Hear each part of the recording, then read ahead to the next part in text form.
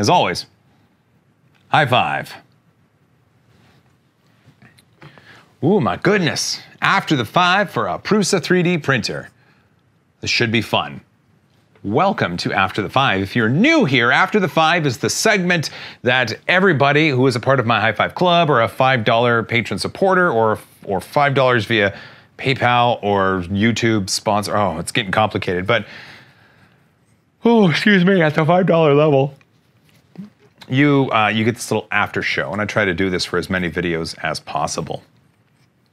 Sorry about the yawn. It is now, let's see. It is 1:17 in the morning. 1:17 in the morning.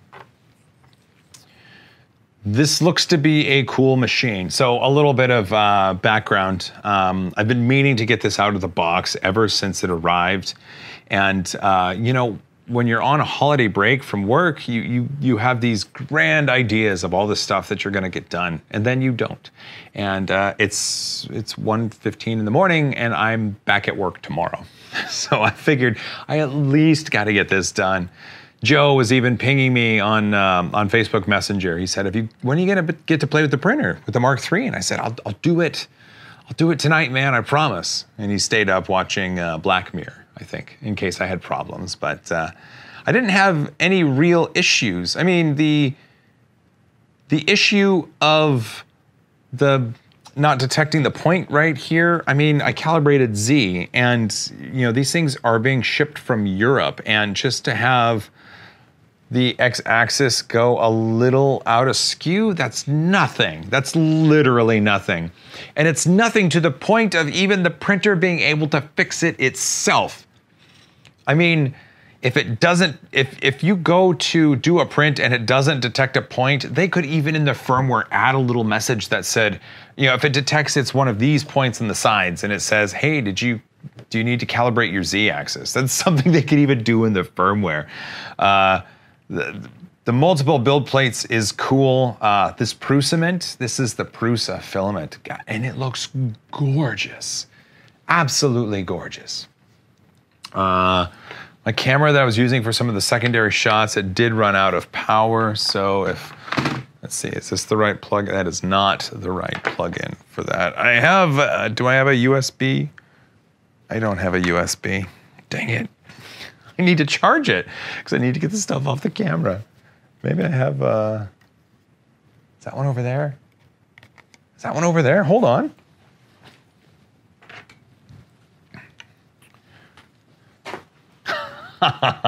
It is. I needed a micro USB for this one. So let's put it in there. Let's see, there we go. And I'll just plug it into one of these bad boys. Yes. Let's see, I'll unplug that. Sorry you have to put up with this shenanigans right now, but it's all good, right? It's all good. I'll just put it right there on top. Let's see. So this printer, I got out of the box. Hopefully you saw everything. And yeah, with the spool holder cracking, I was like, oh crap. Oh crap, I'm doing something off of video. And someone's going to accuse me of being a Prusa shill. And so that's why I made sure to say whatever I could in order to let everybody know that I had glued this a little bit. You know,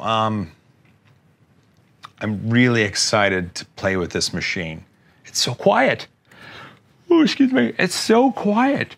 That Noctua fan on the side, it's almost noiseless when it was spinning. Compared to these other machines, it's insane. It's insane how quiet it is. The clicking on the power supply, I know Lauren over to Buzz Designs has that going on. It's like as it's blipping to power on the heat bed, it's like tick, tick, tick, tick. It's that sort of thing. Maybe there's a MOSFET in there that's firing.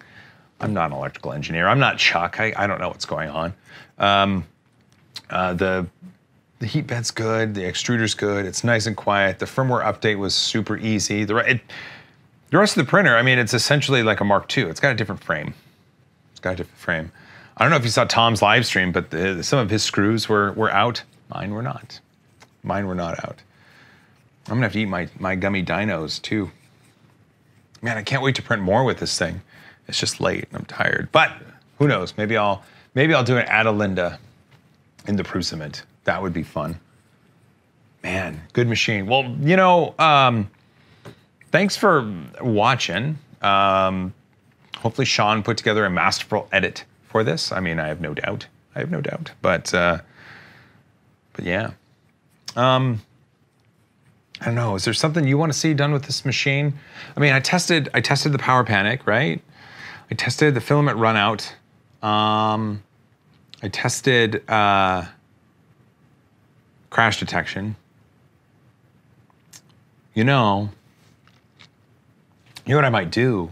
I'll find a bunch of really almost empty rolls of 1.75 millimeter filament, and I will just set the printer printing something that's going to take forever and set a stack of rolls next to it. And maybe what I'll do is I'll tell my wife and kids, I'll be like, hey, when this runs out, I need you to pay attention to the screen and do what it says. That'd be a fun kind of test. It's just to see it constantly running out of filament and to be putting all sorts of new types of filament in it. I mean, PLAs. We'll stick with PLAs, but new brands and such. I think that'd be a lot of fun.